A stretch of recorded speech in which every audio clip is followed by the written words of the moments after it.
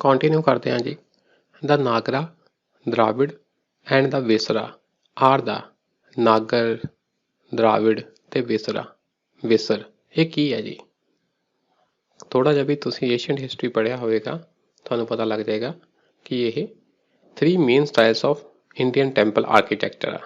ਜਿਹੜੇ ਭਾਰਤੀ ਮੰਦਰ ਨਿਰਮਾਣ ਕਲਾ ਦੇ 3 ਪ੍ਰਕਾਰ ਆ। ਜਿਹੜੇ ਤਾਂ ਅਸੀਂ ਉੱਤਰੀ ਭਾਰਤ ਦੇ ਮੰਦਰ, ਉਹਨਾਂ ਦੇ ਆਕਾਰ ਨੂੰ ਕਹਿੰਦੇ ਜੀ, ਸਟਾਈਲ ਨੂੰ ਕਹਿੰਦੇ ਜੀ ਨਾਗਰ। ਦੱਖਣ ਭਾਰਤ ਦੇ ਮੰਦਰਾਂ ਨੂੰ ਕਹਿੰਦੇ ਜੀ ਦਰਾਵਿੜ ਤੇ ਵਿਚਕਾਰਲੇ ਸੈਂਟਰਲ ਇੰਡੀਆ ਦੇ ਮੰਦਰਾਂ ਦੇ ਸਟਾਈਲ ਨੂੰ ਕਹਿੰਦੇ ਜੀ ਵੇਸਰ। ਠੀਕ ਹੈ ਜੀ, ਅੱਗੇ ਪੜ੍ਹਦੇ ਹਾਂ। Lord Buddha's image is sometimes shown with the hand gesture called ਭੂਮੀ ਸਪਰਸ਼ ਮੁਦਰਾ। ਕਿ ਜਿਹੜੇ ਭਗਵਾਨ ਬੁੱਧ ਆ, ਉਹਨਾਂ ਦੀ ਇੱਕ ਮੂਰਤੀ ਜਾਂ ਫੋਟੋ ਦਿਖਾਈ ਜਾਂਦੀ ਹੈ ਜੀ, ਵੀ ਉਹ ਭੂਮੀ ਸਪਰਸ਼ ਮੁਦਰਾ ਵਿੱਚ ਬੈਠੇ ਆ। ਮੀਨ ਉਹਨਾਂ ਦਾ ਇੱਕ ਹੱਥ, ਖੱਬਾ ਹੱਥ ਉਹਨਾਂ ਦੇ ਪੱਟ 'ਤੇ ਆ ਅਤੇ ਸੱਜਾ ਹੱਥ ਥੱਲੇ ਵੱਲ ਨੂੰ ਆ ਜੀ। ਆਹ ਦੇਖ ਲਓ ਪਹਿਲਾਂ ਇਸ ਤਰ੍ਹਾਂ, ਇਹਨੂੰ ਕਹਿੰਦੇ ਜੀ ਭੂਮੀ ਸਪਰਸ਼ ਮੁਦਰਾ। ਇਸ ਤਰ੍ਹਾਂ ਮੂਰਤੀ ਆ, ਖੱਬਾ ਹੱਥ ਇਸ ਤਰ੍ਹਾਂ ਪੱਟ 'ਤੇ ਆ ਅਤੇ ਸੱਜਾ ਹੱਥ ਥੱਲੇ ਵੱਲ ਨੂੰ ਆ। ਆਹ ਥੋੜ੍ਹਾ ਸਿੱਧਾ ਆ, ਬੇਸਿਕਲੀ ਉਲਟਾ ਹੁੰਦਾ ਜੀ। ਇਹ ਹੱਥ ਉਲਟਾ ਹੁੰਦਾ। ਤੁਸੀਂ ਗੂਗਲ 'ਤੇ ਫੋਟੋ ਦੇਖ ਲੈਣਾ, ਉਹਦਾ ਮਤਲਬ ਹੈ ਧਰਤੀ ਵੱਲ ਨੂੰ ਇਸ਼ਾਰਾ ਕਰਦੇ ਪਏ ਆ। ਹੁਣ ਪ੍ਰਸ਼ਨ ਉੱਠਦਾ ਕਿ ਇਹ ਇਸ਼ਾਰਾ ਕੀ ਦੱਸਦਾ ਸਾਨੂੰ? ਇਹ ਇਸ਼ਾਰਾ ਕੀ ਦੱਸਦਾ? Buddha's calling of the earth to watch over Mara and to prevent Mara from disturbing his meditation। ਠੀਕ ਹੈ ਜੀ, ਉਹ ਕਹਿੰਦੇ ਕਿ ਹੇ ਧਰਤੀ ਤੂੰ ਦੇਖ ਗਵਾਹ ਬਣ ਕਿ ਮਰਾ ਮੈਨੂੰ ਮੇਰੀ ਤਪੱਸਿਆ ਭੰਗ ਕਰਨਾ ਚਾਹੁੰਦਾ ਆ, ਤਾਂ ਤੂੰ ਇਹ ਗੱਲ ਦੇਖ, ਉਹਨੂੰ ਪ੍ਰੀਵੈਂਟ ਕਰ। ਟੂ ਪ੍ਰੀਵੈਂਟ ਮਰਾ ਇਸ ਤਰ੍ਹਾਂ ਦੀ ਗੱਲ ਨਹੀਂ। ਮੈਂ ਤੁਹਾਨੂੰ ਮਤਲਬ ਦੱਸ ਦਿੰਦਾ। ਮਤਲਬ ਇਹ ਆ ਕਿ ਮਰਾ ਨਾ ਇੱਕ ਰਾਜਾ ਆ, ਆਪਣੀ ਸੈਨਾ ਦੇ ਨਾਲ ਆਇਆ। ਬੇਸਿਕਲੀ ਮਰਾ ਰਿਪਰਜੈਂਟ ਕਰਦਾ ਜੀ, ਪ੍ਰਤੀਕ ਆ ਤ੍ਰਿਸ਼ਨਾ ਦਾ। ਅਤੇ ਬੁੱਧ ਮੈਡੀਟੇਸ਼ਨ ਕਰ ਰਹੇ ਆ, ਅਤੇ ਹੁਣ ਮੈਡੀਟੇਸ਼ਨ ਕਰਦੇ ਹੋਏ ਬੁੱਧਾ ਨੂੰ ਜਿਹੜੀ ਤ੍ਰਿਸ਼ਨਾ ਆ ਉਹ ਡਿਸਟਰਬ ਕਰ ਰਹੀ ਆ, ਪਰ ਬੁੱਧਾ ਡਿਸਟਰਬ ਨਹੀਂ ਹੋਏ। ਅਤੇ ਫੋਟੋ ਦੇ ਇੱਕ ਪਾਸੇ ਮਰਾ ਆਪਣੀ ਆਰਮੀ ਨਾਲ ਆਉਂਦਾ ਆ, ਤਾਂ ਫੋਟੋ ਦੇ ਦੂਸਰੇ ਪਾਸੇ ਮਰਾ ਬੁੱਧ ਨੂੰ ਪ੍ਰਣਾਮ ਕਰਦਾ ਹੋਇਆ ਦਿਖਾਇਆ ਆ। ਭਾਵ ਤ੍ਰਿਸ਼ਨਾ ਬੁੱਧ ਨੂੰ ਡਿਸਟਰਬ ਨਹੀਂ ਕਰ ਪਾਈ, ਅਤੇ ਭਗਵਾਨ ਬੁੱਧ ਥੱਲੇ ਵੱਲ ਨੂੰ ਇਸ਼ਾਰਾ ਕਰਦੇ ਆ ਧਰਤੀ ਵੱਲ ਨੂੰ ਕਿ ਹੇ ਧਰਤੀ ਤੂੰ ਦੇਖ, ਤੂੰ ਵਿਟਨੈਸ ਕਰ, ਤੂੰ ਗਵਾਹ ਬਣ ਕਿ ਤ੍ਰਿਸ਼ਨਾ ਦੇ ਅਧੀਨ ਮੈਂ ਆਪਣੇ ਮੈਡੀਟੇਸ਼ਨ ਤੋਂ ਹਟਿਆ ਨਹੀਂ। ਤ੍ਰਿਸ਼ਨਾ ਮੈਨੂੰ ਮੇਰੇ ਤਪ ਤੋਂ, ਮੇਰੇ ਧਿਆਨ ਤੋਂ ਹਟਾ ਨਹੀਂ ਸਕੀ। Buddha's calling of the earth to witness his purity and chastity despite the temptations of Mara। ਵੀ ਇੱਛਾ ਨੇ ਬਾਰ-ਬਾਰ ਕੋਸ਼ਿਸ਼ ਕੀਤੀ, ਫਿਰ ਵੀ ਬੁੱਧ ਨੇ ਕੀ ਕੀਤਾ? ਆਪਣੀ ਪਿਓਰਿਟੀ ਮੇਨਟੇਨ ਰੱਖੀ। ਆਪਣੀ ਤਪੱਸਿਆ ਤੋਂ, ਆਪਣੀ ਮੈਡੀਟੇਸ਼ਨ ਤੋਂ ਉਹ ਵਿਚਲਿਤ ਨਹੀਂ ਹੋਏ, ਅਲੱਗ ਨਹੀਂ ਹੋਏ, ਹਟੇ ਨਹੀਂ। ਇਹ ਆ ਜੀ ਵੀ ਤਾਂ ਆਨਸਰ ਹੈਗਾ ਆ। Buddha's reminder to his followers that they all arise from the earth and finally dissolve into the earth। ਵੀ ਤੁਸੀਂ ਧਰਤੀ ਤੋਂ ਪੈਦਾ ਹੁੰਦੇ ਆ, ਧਰਤੀ ਵਿੱਚ ਹੀ ਸਮਾ ਜਾਂਦੇ ਆ। ਇਸ ਤਰ੍ਹਾਂ ਦੀ ਗੱਲ ਨਹੀਂ ਹੈ ਜੀ। ਇਹ ਨਹੀਂ, ਆਹ ਮਤਲਬ ਆ ਕਿ ਉਹ ਕਹਿ ਰਿਹਾ ਧਰਤੀ ਤੂੰ ਗਵਾਹ ਬਣ ਅਤੇ ਦੇਖ ਵੀ ਤ੍ਰਿਸ਼ਨਾ ਨੇ ਮੈਨੂੰ, ਤ੍ਰਿਸ਼ਨਾ ਕੀ ਆ? ਮਰਾ ਦਾ ਰੂਪ ਧਾਰਨ ਕਰਕੇ ਆਈ ਆ। ਮਰਾ ਕੌਣ ਆ? ਇੱਕ ਰਾਜਾ ਆ। ਉਹ ਰਾਜਾ ਸਿੰਬਲ ਆ ਕਾਹਦਾ? ਤ੍ਰਿਸ਼ਨਾ ਦਾ, ਡਿਜ਼ਾਇਰ ਦਾ। ਵੀ ਦੇਖੋ ਮੈਂ ਜਿਹੜੀ ਇੱਛਾ ਆ, ਇੱਛਾਵਾਂ ਨੂੰ ਆਪਣੇ ਉੱਤੇ ਹਾਵੀ ਨਹੀਂ ਹੋਣ ਦਿੱਤਾ। ਮੈਂ ਆਪਣੀ ਪਿਓਰਿਟੀ ਅਤੇ ਚੈਸਟਿਟੀ ਮੇਨਟੇਨ ਰੱਖੀ। ਠੀਕ ਹੈ ਜੀ, ਆਪਣਾ ਪਵਿੱਤਰਤਾ ਬਰਕਰਾਰ ਰੱਖੀ ਅਤੇ ਆਪਣੀ ਮੈਡੀਟੇਸ਼ਨ ਜਾਂ ਆਪਣਾ ਧਿਆਨ ਮੈਂ ਲਗਾ ਰਿਹਾ। ਤ੍ਰਿਸ਼ਨਾ ਮੇਰੇ 'ਤੇ ਕਾਬੂ ਨਹੀਂ ਪਾ ਸਕੀ। ਆਨਸਰ ਆ ਜੀ ਬੀ। ਤੁਸੀਂ ਨਾ ਜਲਦਬਾਜ਼ੀ ਵਿੱਚ ਏ ਅਤੇ ਬੀ ਨਾ ਲਗਾ ਕੇ ਆ ਜਿਓ, ਕਿਉਂਕਿ ਇੱਥੇ ਮਤਲਬ ਦੇਖੋ, ਇੱਥੇ ਏ ਦੇ ਵਿੱਚ ਲਿਖਿਆ ਆ ਕਿ ਉਹ ਧਰਤੀ ਨੂੰ ਕਹਿ ਰਿਹਾ ਆ ਕਿ ਤੂੰ ਮਰਾ ਨੂੰ ਪ੍ਰੀਵੈਂਟ ਕਰ। ਇਸ ਤਰ੍ਹਾਂ ਦੀ ਕੋਈ ਗੱਲ ਨਹੀਂ ਸੀ। ਉਹ ਧਰਤੀ ਨੂੰ ਇਹ ਨਹੀਂ ਕਹਿ ਰਿਹਾ ਸੀ ਕਿ ਮਰਾ ਨੂੰ ਹਟਾ ਨਾ। ਉਹ ਕਹਿੰਦੇ ਤ੍ਰਿਸ਼ਨਾ, ਮਰਾ ਆਪਣਾ ਕੰਮ ਕਰ ਰਹੀ ਆ, ਪਰ ਮੈਂ ਉਹਦੇ ਅੱਗੇ ਝੁਕਿਆ ਨਹੀਂ, ਉਹਦਾ ਪ੍ਰਭਾਵ ਆਪਣੇ 'ਤੇ ਨਹੀਂ ਪੈਣ ਦਿੱਤਾ। ਆਨਸਰ ਆ ਜੀ ਬੀ। ਠੀਕ ਹੈ ਜੀ, ਅੱਗੇ ਦੇਖਦੇ ਹਾਂ। ਦ ਰਿਲੀਜਨ ਆਫ ਅਰਲੀ ਵੈਦਿਕ ਆਰੀਅਨਸ ਵਾਜ਼ ਪ੍ਰਾਇਮਲੀ ਆਫ। ਸ਼ੁਰੂਆਤ ਦੇ ਦੌਰ 'ਤੇ ਜਿਹੜੇ ਵੈਦਿਕ ਆਰੀਅਨ ਲੋਕ ਸੀ, ਉਹਨਾਂ ਦਾ ਧਰਮ ਕਿਹੜਾ ਸੀ? ਧਰਮ ਕਿਹੜਾ ਸੀ? ਭਗਤੀ ਕਰਦੇ ਸੀ, ਮੂਰਤੀ ਪੂਜਾ ਕਰਦੇ ਸੀ, ਜਗ ਕਰਦੇ ਸੀ, ਨੇਚਰ ਦੀ ਪੂਜਾ ਕਰਦੇ ਸੀ, ਜਗ ਕਰਦੇ ਸੀ, ਨੇਚਰ ਦੀ ਪੂਜਾ ਕਰਦੇ ਸੀ ਤੇ ਭਗਤੀ ਕਰਦੇ ਸੀ। ਇਹ ਸਾਨੂੰ ਪਤਾ ਹੈ ਕਿ ਸ਼ੁਰੂਆਤ ਵਿੱਚ ਉਹ ਮੂਰਤੀ ਪੂਜਾ ਵਗੈਰਾ ਦਾ ਕੰਸੈਪਟ ਨਹੀਂ ਆਇਆ ਸੀ, ਠੀਕ ਹੈ। ਇਸ ਲਈ ਇਹ ਤਾਂ ਗੱਲ ਹੋ ਗਈ ਗਲਤ। ਉਹ ਕੁਦਰਤੀ ਤਾਕਤਾਂ ਤੋਂ ਡਰਦੇ ਸੀ, ਕੁਦਰਤੀ ਤਾਕਤਾਂ ਦੀ ਪੂਜਾ ਕਰਦੇ ਸੀ। ਅਗਨੀ, ਪਾਣੀ, ਹੈ ਨਾ, ਜਲ, ਵਰੁਣ, ਇੰਦਰ, ਇਹਨਾਂ ਸਾਰਿਆਂ ਦੀ ਇਹ ਕੁਦਰਤੀ ਤਾਕਤਾਂ ਨੂੰ ਦੇਵਤੇ ਮੰਨ ਕੇ ਪੂਜਦੇ ਸੀ। ਤੇ ਵਰਸ਼ਿਪ ਆਫ ਨੇਚਰ ਤਾਂ ਹੈਗਾ ਜੀ, ਵਰਸ਼ਿਪ ਆਫ ਨੇਚਰ ਤਾਂ ਹੈਗਾ। ਹੁਣ ਕੁੰਡੀ ਫਸ ਗਈ ਇਹਨਾਂ ਦੋਵਾਂ ਵਿੱਚ। ਉਹ ਜਗ ਵਗੈਰਾ ਕਰਦੇ ਸੀ, ਇਹ ਗੱਲ ਹੈ, ਉਹ ਜਗ ਵੀ ਕਰਦੇ ਸੀ। ਤੇ ਭਗਤੀ ਵਾਲਾ ਕੰਸੈਪਟ ਨਾ ਬਾਅਦ ਵਿੱਚ ਡਿਵੈਲਪ ਹੋਇਆ, ਭਗਵਾਨ ਦੀ ਭਗਤੀ ਕਰਨੀ। ਪਹਿਲਾਂ ਜਗ ਤੇ ਕੁਦਰਤੀ ਤਾਕਤਾਂ ਦੀ ਪੂਜਾ ਕਰਦੇ ਸੀ। ਆਨਸਰ ਹੈ ਜੀ ਸੀ। ਅੱਗੇ ਦੇਖੋ, ਵਿਦ ਰੈਫਰੈਂਸ ਟੂ ਦਾ ਗਿਲਡਸ। ਗਿਲਡਸ ਕੀ ਹੁੰਦੇ ਜੀ? ਗਰੁੱਪ। ਪੁਰਾਣੇ ਸਮੇਂ 'ਚ ਵਪਾਰੀਆਂ ਦੇ ਗਰੁੱਪ ਹੁੰਦੇ ਸੀ ਗਿਲਡ, ਤੇ ਉਹਨਾਂ ਦੇ ਆਪਣੇ ਰੂਲ ਹੁੰਦੇ ਸੀ, ਕੰਮ ਕਰਨ ਦੇ ਆਪਣੇ ਹੀ ਨਿਯਮ ਹੁੰਦੇ ਸੀ, ਜਿਨ੍ਹਾਂ ਨੂੰ ਸ਼੍ਰੇਣੀ ਕਹਿੰਦੇ। ਸ਼੍ਰੇਣੀ, ਵਪਾਰੀਆਂ ਦੀ ਸ਼੍ਰੇਣੀ। ਆਫ ਏਸ਼ੀਅੰਟ ਇੰਡੀਆ, ਮਤਲਬ ਪ੍ਰਾਚੀਨ ਕਾਲ ਦੇ ਭਾਰਤ ਦੀ ਗੱਲ ਹੋ ਰਹੀ ਹੈ। That played a very important role in the country's economy. ਤਾਂ ਇਹਨਾਂ ਨੇ ਆਰਥਿਕਤਾ, ਇਕੋਨਮੀ ਵਿੱਚ ਬਹੁਤ ਇੰਪੋਰਟੈਂਟ ਰੋਲ ਅਦਾ ਕੀਤਾ। ਕਿਹਨਾਂ ਨੇ? ਗਿਲਡਸ ਨੇ, ਵਪਾਰੀਆਂ ਦੀ ਗਿਲਡਸ, ਸ਼੍ਰੇਣੀਆਂ ਨੇ। Which of the following statements is are correct. ਇਹਨਾਂ ਵਿੱਚ ਹੁਣ ਆਪਾਂ ਦੇਖਣਾ ਕਿਹੜੀਆਂ ਕਿਹੜੀਆਂ ਸਟੇਟਮੈਂਟਾਂ ਸਹੀ ਆ। Every guild was registered with the central authority. Central authority ਨਾਲ ਰਜਿਸਟਰਡ ਸੀ ਸਟੇਟ ਦੀ। And the king was the chief administrative authority on them. ਉਹਨਾਂ ਉੱਤੇ ਚੀਫ ਕੌਣ ਸੀ? ਕਿੰਗ। ਇਹ ਗੱਲ ਆਪਾਂ ਸ਼ਿਓਰਟੀ ਨਾਲ ਨਹੀਂ ਕਹਿ ਸਕਦੇ, ਸਹੀ ਹੋ ਵੀ ਸਕਦੀ ਹੈ, ਨਹੀਂ ਵੀ ਹੋ ਸਕਦੀ, ਇਹਨੂੰ ਨਾ ਦੇਖ ਲਓ, ਛੱਡ ਦੋ ਹੱਲੇ। The wages, rules of work, standards and prices were fixed by the guild. Guild ਨੇ ਆਪਣੇ ਲਈ ਰੂਲ ਬਣਾ ਰੱਖੇ ਸੀ ਵੀ ਕਿੰਨੀ ਤਨਖਾਹ ਦੇਣੀ ਆ, ਸਟੈਂਡਰਡ ਹੋਊਗਾ ਕੀ ਕੰਮ ਦਾ, ਇਹ ਸਾਰੀਆਂ ਗੱਲਾਂ ਤੇ ਉਹਨਾਂ ਨੇ ਰੂਲ ਬਣਾ ਰੱਖੇ ਸੀ। ਇਹ ਗੱਲ ਸਹੀ ਹੈ ਜੀ, ਉਹਨਾਂ ਨੇ ਰੂਲ ਬਣਾ ਰੱਖੇ ਸੀ। ਦੂਸਰਾ ਹੋ ਗਿਆ ਸਹੀ।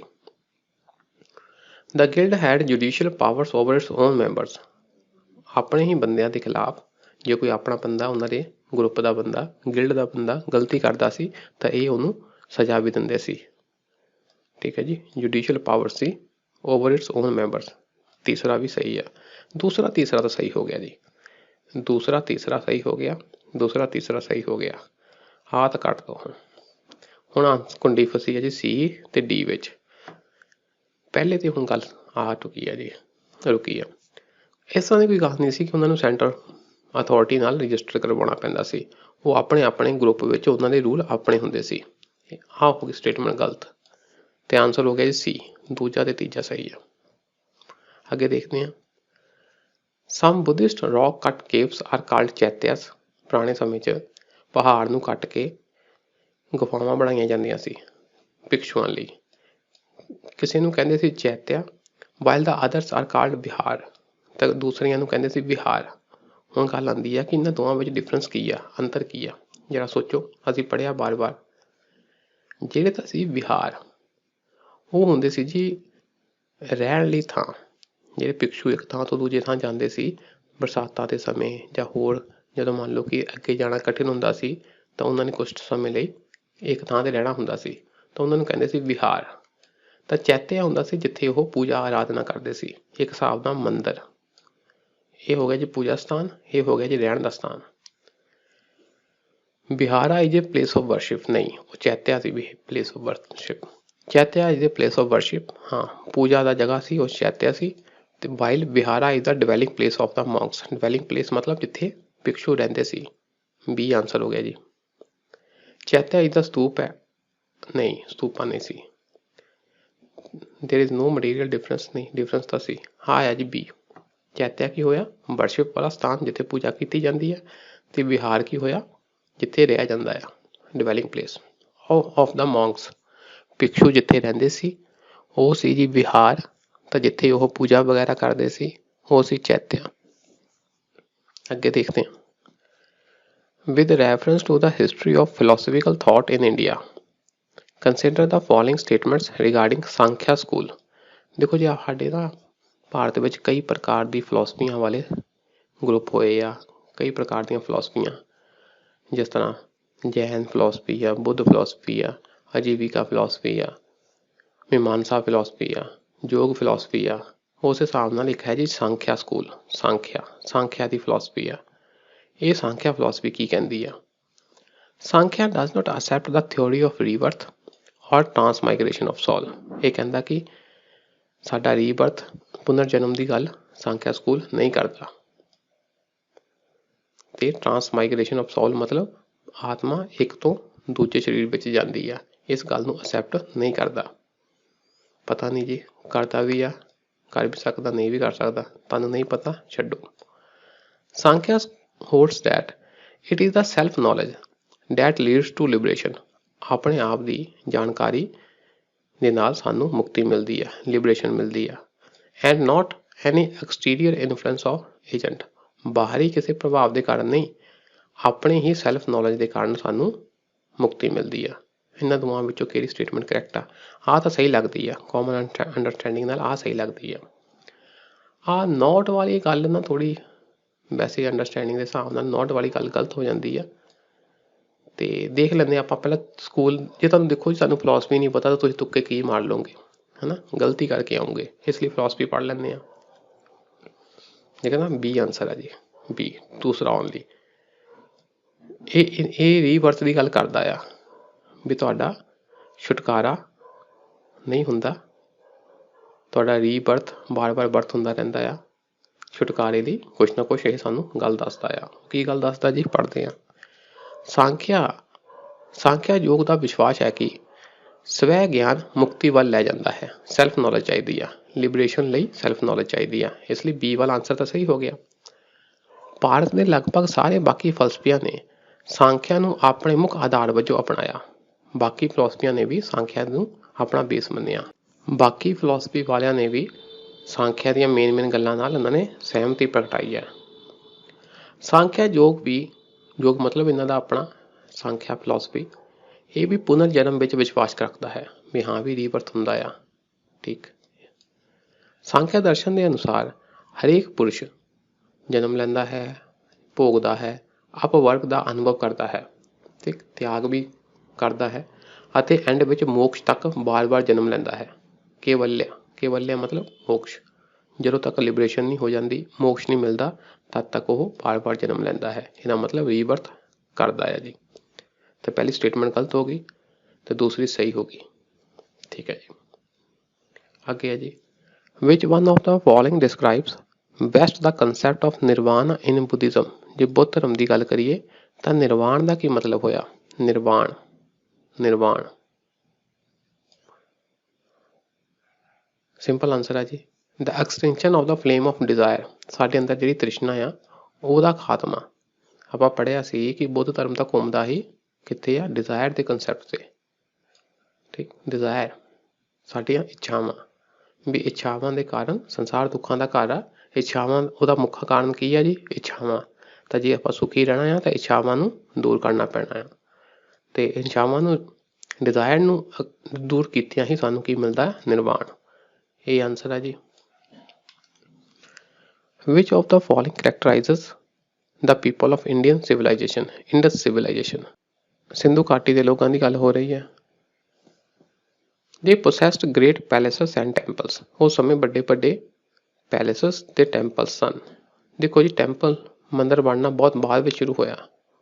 ਸਿੰਧੂ ਘਾਟੀ ਦੇ ਲੋਕਾਂ ਦੇ ਸਮੇਂ ਕੋਈ ਇੰਨੇ ਟੈਂਪਲ ਵਾਲੀ ਗੱਲ ਨਹੀਂ ਸੀ, ਵੱਡੇ ਮੰਦਿਰਾਂ ਦੀ ਗੱਲ ਨਹੀਂ ਸੀ। ਇਹ ਹੋ ਗਿਆ ਗਲਤ। ਆਪਾਂ ਕਰੈਕਟ ਸਟੇਟਮੈਂਟ ਲੱਭਣੀ ਆ ਤਾਂ ਪਹਿਲੇ ਨੂੰ ਚੱਕ ਲਓ।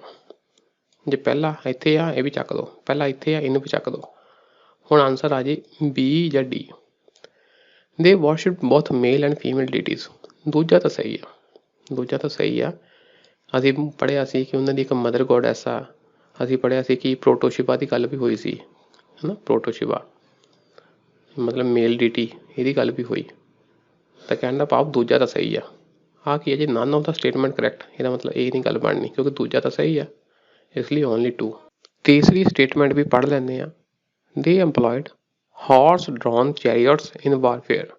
ਯੁੱਧ ਵਿੱਚ ਉਹ ਘੋੜਿਆਂ ਦੁਆਰਾ ਖਿੱਚੇ ਜਾਣ ਵਾਲੇ ਰੱਥਾਂ ਦਾ ਪ੍ਰਯੋਗ ਵੀ ਕਰਦੇ ਸਨ। ਇਹ ਗੱਲ ਆਪਾਂ ਪੜ੍ਹੀ ਕਿ ਸਿੰਧੂ ਘਾਟੀ ਦੇ ਸਮੇਂ ਨਾ ਘੋੜਿਆਂ ਦਾ ਜ਼ਿਕਰ ਨਹੀਂ ਆਉਂਦਾ। ਹਾਲੇ ਤੱਕ ਦੀ ਖੋਜਾਂ ਦੇ ਅਨੁਸਾਰ ਤਾਂ ਇਹੀ ਗੱਲ ਆ ਕਿ ਹਾਲੇ ਉਹ ਘੋੜੇ ਨਹੀਂ ਵਰਤਦੇ ਸਨ। ਜੋ ਹੁਣ ਤੱਕ ਖੋਜਾਂ ਹੋਈਆਂ ਉਸ ਅਨੁਸਾਰ ਘੋੜੇ ਬਾਅਦ ਵਿੱਚ ਆਏ। ਘੋੜਿਆਂ ਦਾ ਸਿੰਧੂ ਘਾਟੀ ਦੇ ਲੋਕਾਂ ਤੋਂ ਬਾਅਦ ਜਦੋਂ ਆਰੀਅਨ ਆਏ ਉਸ ਸਮੇਂ ਘੋੜੇ ਦਾ ਆਉਂਦਾ ਜੀ ਜ਼ਿਕਰ, ਉਸ ਤੋਂ ਪਹਿਲਾਂ ਨਹੀਂ ਆਉਂਦਾ, ਘੋੜੇ ਨਹੀਂ। ਠੀਕ, ਤਾਂ ਤੀਸਰਾ ਵੀ ਗਲਤ ਹੋ ਗਿਆ। ਤਾਂ only B answer. Which of the following statements is are applicable to Jain doctrine. Jain ਸਿਧਾਂਤ ਦੀ ਗੱਲ ਕਰੀਏ ਤਾਂ ਕਿਹੜੀ ਸਟੇਟਮੈਂਟ ਸਹੀ ਆ? ਦੇਖਦੇ ਹਾਂ ਜੀ, ਕਰੈਕਟ ਆਂਸਰ ਦੇਖਦੇ ਹਾਂ। The surest way of attaining annihilating karma is to practice penance. The surest way, ਜੇ ਤੁਸੀਂ ਆਪਣੇ ਮੰਦੇ ਭਾਗਾਂ ਤੋਂ ਛੁਟਕਾਰਾ ਪਾਉਣਾ ਆ, ਕਹਿੰਦੇ ਨੇ ਵੀ ਤੁਹਾਡੇ ਪਿਛਲੇ ਕਰਮਾਂ ਦਾ ਫਲ ਆ ਜਾਂ ਤੁਹਾਡੇ ਕਰਮਾਂ ਦਾ ਫਲ ਆ, ਜੇ ਤੁਸੀਂ ਆਪਣੇ ਬੁਰੇ ਕਰਮਾਂ ਤੋਂ ਛੁਟਕਾਰਾ ਪਾਉਣਾ ਆ ਤਾਂ ਤੁਹਾਨੂੰ ਤਪੱਸਿਆ ਕਰਨੀ ਪੈਣੀ ਆ। ਪ੍ਰੈਕਟਿਸ ਪੀਨੈਂਸ, ਤਪੱਸਿਆ ਕਰਨੀ ਪੈਣੀ ਆ। ਇਹ ਗੱਲ ਹੈ ਜੀ, ਉਹ ਤਪੱਸਿਆ ਦੀ ਗੱਲ ਕਰਦੇ ਆ। Annihilating karma. Every object even the smallest particle is has a soul. ਹਰ ਕਿਸੇ ਕੋਲ, ਹਰ ਕਿਸੇ ਵਿੱਚ, ਛੋਟੇ ਤੋਂ ਛੋਟੇ ਕਣ ਵਿੱਚ ਵੀ ਆਤਮਾ ਹੁੰਦੀ ਹੈ। ਇਹ ਵੀ ਗੱਲ ਸਹੀ ਹੈ ਜੀ। ਪਹਿਲਾ ਤਾਂ ਦੂਜਾ ਸਹੀ ਹੋ ਗਿਆ ਜੀ। ਫਸਟ ਐਂਡ ਟੂ ਸਿਰਫ ਡੀ ਵਿੱਚ ਆ। ਡੀ ਆਂਸਰ ਹੋ ਗਿਆ। ਤੀਸਰਾ ਵੀ ਪੜ੍ਹ ਲੈਂਦੇ ਆਪਾਂ। Karma is the bane of the soul and must be ended. Karma ਕੀ ਆ? ਸਾਡੇ ਆਤਮਾ ਦੇ ਲਈ ਅਭਿਸ਼ਾਪ ਆ, ਸ਼ਰਾਪ ਆ, ਇਸ ਲਈ ਇਹਨੂੰ ਐਂਡ ਕਰਨਾ ਹੀ ਪੈਣਾ। ਕਰਮ ਸਮਝਦੇ ਇੱਥੇ ਤੁਹਾਡੇ ਬੁਰੇ ਕਰਮਾਂ ਦਾ ਜਿਹੜਾ ਹੈ ਨਤੀਜਾ, ਉਹ ਤੁਹਾਡੇ ਨਾਲ ਚੱਲਦਾ ਜੀ। ਬੁਰੇ ਕੰਮ, ਉਹਦਾ ਤੁਹਾਨੂੰ ਫਲ ਭੁਗਤਣਾ ਪੈਂਦਾ।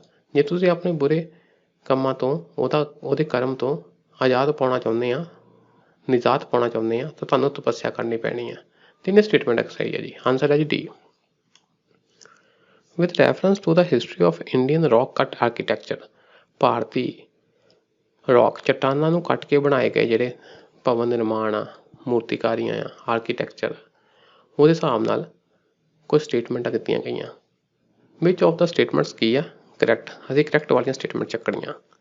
The caves at Badami are the oldest surviving rock cut caves in the India. ਹੁਣ ਇੱਥੇ ਨਾ ਐਕਸਟ੍ਰੀਮ ਸਟੇਟਮੈਂਟ ਦੀ ਆ ਗਈ। ਜਿਹੜੀ ਬਦਾਮੀ ਦੀ ਕੇਵਸ ਆ ਉਹ ਸਭ ਤੋਂ ਪੁਰਾਣੀ ਆ। ਹੋ ਸਕਦਾ ਇਹ ਤੋਂ ਪੁਰਾਣੀ ਵੀ ਕੋਈ ਹੋਰ ਹੋਵੇ। ਚੱਟਾਨਾਂ ਨੂੰ ਕੱਟ ਕੇ ਬਣਾਈ ਗਈ ਗੁਫਾਵਾਂ ਵਿੱਚੋਂ ਬਦਾਮੀ ਸਭ ਤੋਂ ਪੁਰਾਣੇ ਆ। ਬਦਾਮੀ ਕਿਹੜਾ? ਜਿਹਨੂੰ ਬਟਾਪੀ ਵੀ ਕਹਿੰਦੇ ਸੀ ਜੀ ਕਰਨਾਟਕਾ ਵਿੱਚ। ਇਹ ਗੱਲ ਤੁਹਾਨੂੰ ਪਤਾ ਨਹੀਂ। The Barabar rock cut caves were originally made for ajivikas by Emperor Chandragupta Maurya. Chandragupta Maurya ਨੇ 12 ਵਾਰ ਦੀਆਂ ਪਹਾੜੀਆਂ ਨੂੰ ਕੱਟ ਕੇ ਆਜੀਵਿਕਾ ਨੂੰ ਦਿੱਤੀਆਂ। ਇਹ ਗੱਲ ਸਹੀ ਹੈ ਕੁਛ ਹੱਦ ਤੱਕ। 12 ਵਾਰ ਦੀਆਂ ਗੁਫਾਵਾਂ, 12 ਵਾਰ ਹਿਲਸ ਬਿਹਾਰ ਵਿੱਚ। ਪਰ ਅਸੀਂ ਪੜ੍ਹਿਆ ਸੀ ਇਹ ਚੰਦਰਗੁਪਤ ਮੌਰਿਆ ਨੇ ਨਹੀਂ ਦਿੱਤੀ ਸੀ, ਇਹ ਦਿੱਤੀ ਸੀ ਅਸ਼ੋਕਾ ਨੇ। ਠੀਕ, ਇਸ ਲਈ ਇਹ ਸਟੇਟਮੈਂਟ ਵੀ ਕੀ ਗੱਲ ਹੋ ਗਈ? ਗਲਤ ਹੋ ਗਈ। ਐਟ ਅਲੋਰਾ ਕੇਵਸ ਵਰ ਮੇਡ ਫਰੋਮ ਡਿਫਰੈਂਟ ਫੇਥਸ। ਇਹ ਗੱਲ ਸਹੀ ਹੈ। ਅਲੋਰਾ ਦੀ ਗੁਫਾਵਾਂ ਵਿੱਚ ਨਾ ਸਾਨੂੰ ਹਿੰਦੂ, ਜੈਨ ਤੇ ਬੁੱਧ ਤਿੰਨੇ ਧਰਮਾਂ ਨਾਲ ਸੰਬੰਧਿਤ ਚਿੱਤਰਕਾਰੀਆਂ, ਮੂਰਤੀਆਂ ਵਗੈਰਾ ਮਿਲ ਜਾਂਦੀਆਂ। ਇਸ ਲਈ ਅਸੀਂ ਕਹਿ ਸਕਦੇ ਹਾਂ ਕਿ ਇਹ ਵਾਲੀ ਗੁਫਾਵਾਂ ਅਲੱਗ-ਅਲੱਗ ਫੇਥ, ਧਰਮ ਸੰਪਰਦਾਵਾਂ ਲਈ ਬਣਾਈਆਂ ਗਈਆਂ ਸਨ। ਇਹ ਗੱਲ ਸਹੀ ਹੈ ਜੀ। ਇਹਦਾ ਮਤਲਬ ਦੂਜਾ ਤਾਂ ਗਲਤ ਹੋ ਗਿਆ। ਦੂਜਾ ਚੱਕੋ ਜੀ, ਦੂਜਾ ਚੱਕੋ ਜੀ। ਤੀਜਾ ਸਹੀ ਆ ਤਾਂ ਆਹ ਸੀ ਆਂਸਰ ਹੋ ਗਿਆ ਨਾ। ਚੱਕ ਦੋ ਫਿਰ ਸੀ ਆਂਸਰ। ਬਾਕੀ ਆਪਣੀ ਨੌਲੇਜ ਲਈ ਤੁਸੀਂ ਦੇਖ ਲੈਣਾ ਕਿ ਸਾਡੇ ਭਾਰਤ ਵਿੱਚ ਸਭ ਤੋਂ ਪੁਰਾਣੀ ਜਿਹੜੀ ਸਰਵਾਈਵਿੰਗ ਰੌਕ ਕੱਟ ਕੇਵਸ ਆ ਨਾ, ਉਹ ਹੈ ਜੀ ਬਾਰਾਬਾਰਾ ਕੇਵਸ। ਬਾਰਾਬਾਰਾ ਕੇਵਸ ਸਭ ਤੋਂ ਪੁਰਾਣੀ ਚੱਟਾਨਾਂ ਨੂੰ ਕੱਟ ਕੇ ਬਣਾਈ ਗਈ ਗੁਫਾ ਆ। ਪੜ੍ਹ ਲੈਂਦੇ ਥੋੜ੍ਹਾ ਜੀ। ਬਾਰਾਬਾਰਾ ਰੌਕ ਕੱਟ ਗੁਫਾਵਾਂ ਸਭ ਤੋਂ ਪੁਰਾਣੀਆਂ ਚੱਟਾਨਾਂ ਨੂੰ ਕੱਟ ਕੇ ਬਣਾਈਆਂ ਗਈਆਂ ਗੁਫਾਵਾਂ ਹਨ ਭਾਰਤ ਵਿੱਚ। ਉਹ ਅਸਲ ਵਿੱਚ ਮੌਰਿਆ ਕਾਲ, ਈਸਾ ਤੋਂ 300 ਸਾਲ ਪਹਿਲਾਂ ਦੀ ਗੱਲਾਂ ਹੋ ਰਹੀਆਂ, ਦੌਰਾਨ ਆਜੀਵਿਕਾ ਲਈ ਬਣਾਏ ਗਏ ਸਨ। ਤਾਂ ਕਿਹਨੇ ਬਣਵਾਈਆਂ ਸੀ? ਕਿਹਨੇ ਬਣਾਈਆਂ ਸੀ? ਕਿੰਗ ਅਸ਼ੋਕ ਨੇ। ਅਲੋਰਾ ਗੁਫਾਵਾਂ 5ਵੀਂ ਸਦੀ ਤੋਂ 10ਵੀਂ ਸਦੀ ਦੇ ਵਿਚਕਾਰ ਬਣੀਆਂ ਸਨ। ਇੱਥੇ 34 ਗੁਫਾਵਾਂ ਸਨ, ਜਿਨ੍ਹਾਂ ਵਿੱਚੋਂ 12 ਬੋਧੀ ਗੁਫਾਵਾਂ, 17 ਹਿੰਦੂ ਗੁਫਾਵਾਂ ਅਤੇ 5 ਜੈਨ ਗੁਫਾਵਾਂ ਸਨ। ਸਭ ਤੋਂ ਜ਼ਿਆਦਾ ਕਿਹੜੀਆਂ ਹੋਈਆਂ? ਹਿੰਦੂ ਗੁਫਾਵਾਂ। ਠੀਕ ਹੈ ਜੀ, ਮਤਲਬ ਤਿੰਨੇ ਧਰਮਾਂ ਦੀਆਂ ਗੁਫਾਵਾਂ ਕੇਵ ਸਾਨੂੰ ਮਿਲਦੀਆਂ। ਗੁਫਾਵਾਂ ਦੀ ਨੇੜਤਾ ਉਸ ਸਮੇਂ ਦੇ ਵਿੱਚ ਪ੍ਰਚਲਿਤ ਧਾਰਮਿਕ ਸਦਭਾਵਨਾ ਇਹਨਾਂ ਦਾ ਆਪਸ ਵਿੱਚ ਕੀ ਸੀ? ਧਰਮਾਂ ਦਾ ਸਦਭਾਵਨਾ ਸੀ, ਹਾਰਮੋਨੀ ਸੀ, ਕੋਈ ਲੜਾਈ ਝਗੜਾ ਨਹੀਂ ਸੀ ਬਹੁਤਾ, ਨੂੰ ਸਪਸ਼ਟ ਰੂਪ ਵਿੱਚ ਦਰਸਾਉਂਦੀ ਹੈ। ਠੀਕ ਹੈ ਜੀ, ਅੱਗੇ ਦੇਖੋ ਜੀ। ਦਾ ਚਾਈਨੀਜ਼ ਟਰੈਵਲਰ, ਚੀਨੀ ਯਾਤਰੀ ਯੂਐਨ ਚੁਐਂਗ, ਜਿਹਨੂੰ ਹਿਊਨ ਸੰਗ ਵੀ ਕਹਿੰਦੇ ਆ, ਐਚ ਤੋਂ ਹਿਊਨ ਸੰਗ, ਐਚ ਤੋਂ ਹਰਸ਼ਵਰਧਨ, ਇਹ ਹਰਸ਼ਵਰਧਨ ਦੇ ਸਮੇਂ ਆਇਆ ਸੀ ਜੀ 7ਵੀਂ ਸ਼ਤਾਬਦੀ ਵਿੱਚ। Who visited India recorded the general conditions and culture of India at that time. ਹੁਣ ਦੇਖਿਆ ਕਿ ਉਸ ਸਮੇਂ ਦੇ ਭਾਰਤ ਦੀ ਆਮ ਹਾਲਾਤ ਕਿਸ ਤਰ੍ਹਾਂ ਦੇ ਸੀ, ਉਸ ਸਮੇਂ ਦਾ ਭਾਰਤ ਦਾ ਕਲਚਰ ਕਿਸ ਤਰ੍ਹਾਂ ਸੀ, ਇਹ ਸਾਰੀ ਗੱਲਾਂ ਉਸਨੇ ਲਿਖੀਆਂ। In this context which of the following statements is are correct. ਇਹਨਾਂ ਚੋਂ ਕਿਹੜੀ ਸਟੇਟਮੈਂਟ ਕਰੈਕਟ ਆ ਜੀ? ਕਰੈਕਟ ਆਂਸਰ ਲੱਭਣਾ ਆਪਾਂ। The roads and river routes were completely immune from robbery। ਸੜਕਾਂ ਤੇ ਨਦੀਆਂ ਦੇ ਯਾਤਾਯਾਤ ਸਾਧਨ ਸੀ ਜਿਹੜੇ ਕਿਸ਼ਤੀ ਰਾਹੀਂ ਸਫ਼ਰ ਕਰਦੇ ਸੀ, ਉਹ ਕਹਿੰਦਾ ਵੀ ਇਹ completely immune from robbery, ਵੀ ਕੋਈ ਵੀ ਇੱਥੇ ਡਕੈਤੀ ਨਹੀਂ ਹੁੰਦੀ ਸੀ। ਇਹ ਗੱਲ ਗਲਤ ਹੈ ਜੀ।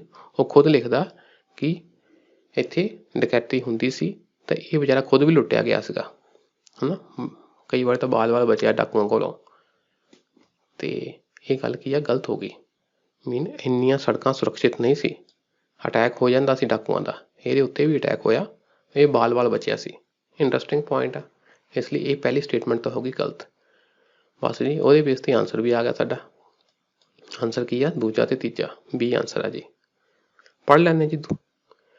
ਐਜ਼ ਰਿਗਾਰਡਸ ਪਨਿਸ਼ਮੈਂਟ ਫॉर ਅਫੈਂਸਸ, ਜੇ ਕੋਈ ਅਪਰਾਧ ਕੀਤਾ ਆ ਤਾਂ ਜਿਹੜੀਆਂ ਸਜ਼ਾਵਾਂ ਸੀ ਉਹਦੇ ਵਿੱਚ ਔਰਡਰਸ ਬਾਏ ਫਾਇਰ, ਅੱਗ ਲਗਾ ਦਿੱਤੀ ਜਾਂਦੀ ਸੀ, ਹੈ ਨਾ। ਅੱਗ 'ਚ ਉਹ ਕਹਿੰਦੇ ਜੇ ਤੂੰ ਸੱਚਾ ਆ ਤਾਂ ਬਚ ਜਾਊਂਗਾ, ਹੈ ਨਾ, ਅੱਗ 'ਤੇ ਚੱਲ ਕੇ ਦਿਖਾ। ਜਾਂ ਵਾਟਰ ਜਾਂ ਪਾਣੀ 'ਚ ਉਹਨੂੰ ਸਿੱਟ ਦਿੱਤਾ ਜਾਂਦਾ ਸੀ, ਕਹਿੰਦੇ ਸੱਚਾ ਆ ਤਾਂ ਬਚ ਜਾਏਗਾ, ਨਹੀਂ ਸੱਚਾ ਡੁੱਬ ਜਾਏਗਾ। ਉਹਨੂੰ ਮਤਲਬ ਸਿੰਪਲ ਕਹਿ ਦਈਏ ਵੀ ਜਲਾ ਦਿੱਤਾ ਜਾਂਦਾ ਸੀ, ਪਾਣੀ 'ਚ ਸਿੱਟ ਦਿੱਤਾ ਜਾਂਦਾ ਸੀ, ਉਹਨੂੰ ਜ਼ਹਿਰ ਦਿੱਤਾ ਜਾਂਦਾ ਸੀ। ਪੋਇਜ਼ਨਸ ਵਰ ਦਾ ਇੰਸਟਰੂਮੈਂਟਸ ਫॉर ਡਿਟਰਮਾਈਨਿੰਗ ਦਾ ਇਨੋਸੈਂਸ ਔਰ ਗਿਲਟ ਆਫ ਏ ਪਰਸਨ। ਕਿਸੇ ਦੇ ਇਹ ਜਾਣਨ ਲਈ ਕਿ ਉਹਨੂੰ ਅਪਰਾਧ ਕੀਤਾ ਹੈ ਜਾਂ ਨਹੀਂ ਕੀਤਾ, ਆਹ ਗੱਲਾਂ ਕੀਤੀਆਂ ਜਾਂਦੀਆਂ ਸਨ। ਇਹ ਸਿੱਧੀਆਂ ਗੱਲਾਂ ਜੀ। ਇਸ ਤੋਂ ਵੀ ਇਲਾਵਾ ਬੜੀਆਂ ਹਾਰਸ਼ ਪਨਿਸ਼ਮੈਂਟ ਸਨ। ਅਸੀਂ ਇਹ ਗੱਲ ਪੜ੍ਹੀ ਕਿ ਹਰਸ਼ਵਰਧਨ ਚਾਹੇ ਬੁੱਧ ਧਰਮ ਦਾ ਪੈਰੋਕਾਰ ਸੀ ਅਤੇ ਬੁੱਧ ਧਰਮ ਅਹਿੰਸਾ ਸਿਖਾਉਂਦਾ ਆ, ਪਰ ਇਸ ਦੇ ਸਮੇਂ ਵਿੱਚ ਕੀ ਸੀ? ਸਜ਼ਾਵਾਂ ਕਾਫੀ ਸਖਤ ਸੀ। ਇਸ ਦੇ ਉਲਟ ਇਸ ਤੋਂ ਪਹਿਲਾਂ ਜਿਹੜਾ ਗੁਪਤ ਕਾਲ ਸੀ ਉਹ ਕੀ ਸੀ? ਬ੍ਰਾਹਮੈਨਿਕਲ। ਉਹ ਬ੍ਰਾਹਮੈਨਿਕਲ ਸੀਗੇ, ਵੈਸ਼ਨਵਾਈਟ ਸੀ, ਪਰ ਉਸ ਸਮੇਂ ਕੀ ਸੀਗਾ? ਸਜ਼ਾਵਾਂ ਇੰਨੀਆਂ ਸਖਤ ਨਹੀਂ ਸੀ, ਅਤੇ ਜਿਹੜੀਆਂ ਸੜਕਾਂ ਵਗੈਰਾ ਸੀ ਜਾਂ ਹੋਰ ਸੀਗਾ ਨਾ, ਉਸ ਵਿੱਚ ਕਾਫੀ ਕੀ ਸੀ? ਪੀਸਫੁਲ ਸੀ, ਸ਼ਾਂਤਮਈ ਸੀ। ਇੰਨਾ ਕੋਈ ਆਮ ਬੰਦੇ ਨੂੰ ਡਰ ਨਹੀਂ ਸੀ, ਸੜਕਾਂ 'ਤੇ ਆਉਣ ਜਾਣ ਤੋਂ ਡਰ ਨਹੀਂ ਸੀ, ਅਤੇ ਖੁਸ਼ਹਾਲੀ ਬਹੁਤ ਜ਼ਿਆਦਾ ਸੀ ਗੁਪਤ ਕਾਲ ਵਿੱਚ। ਇਹ ਗੱਲਾਂ ਹੋ ਗਈਆਂ, ਇਹਦਾ ਮਤਲਬ ਦੂਸਰਾ ਆਂਸਰ ਸਹੀ ਆ।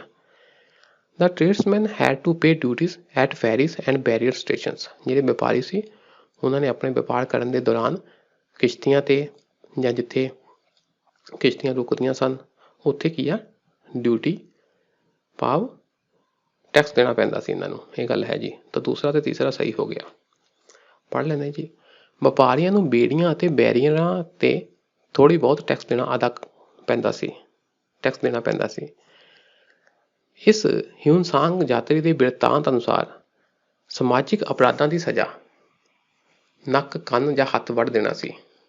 ਕੁਛ ਤੁਸੀਂ ਅਪਰਾਧ ਕੀਤਾ ਆ, ਸੋਸ਼ਲ ਅਪਰਾਧ ਕੀਤਾ ਆ, ਤਾਂ ਤੁਹਾਡੇ ਅੰਗ ਪੈਰ ਵੱਢ ਦਿੱਤੇ ਜਾਂਦੇ ਸਨ। ਮਾਮੂਲੀ ਅਪਰਾਧਾਂ 'ਤੇ ਜੁਰਮਾਨੇ ਤੱਕ ਕੀਤੇ ਜਾਂਦੇ ਸਨ। ਸਿੰਪਲ ਅਪਰਾਧ ਕੀਤੇ ਆ ਤਾਂ ਜੁਰਮਾਨੇ ਕਰ ਦਿਓ।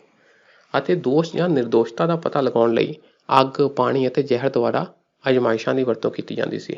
ਹਾਂ ਵੀ ਜੇ ਤੂੰ ਨਿਰਦੋਸ਼ ਆ ਤਾਂ ਦੱਸ ਆਪਣੇ ਨਿਰਦੋਸ਼ ਸਾਬਿਤ ਕਰ, ਪਾਣੀ 'ਚ ਸੁੱਟ ਦਿਓ ਜੀ। ਜੇ ਤਾਂ ਬਚ ਗਿਆ ਠੀਕ ਆ, ਨਹੀਂ ਬਚਿਆ ਤਾਂ ਕੋਈ ਗੱਲ ਨਹੀਂ, ਇਹਦਾ ਮਤਲਬ ਉਹ ਦੋਸ਼ੀ ਸੀ। ਇਸ ਤਰ੍ਹਾਂ ਦੇ ਕੰਮ ਵੀ ਕੀਤੇ ਜਾਂਦੇ ਸੀ। ਅੱਜ ਲਈ ਇੰਨਾ ਹੀ ਰਹਿਣ ਦਿੰਦੇ ਹਾਂ ਜੀ। ਸ਼ੁਕਰੀਆ, ਸਤਿ ਸ਼੍ਰੀ ਅਕਾਲ।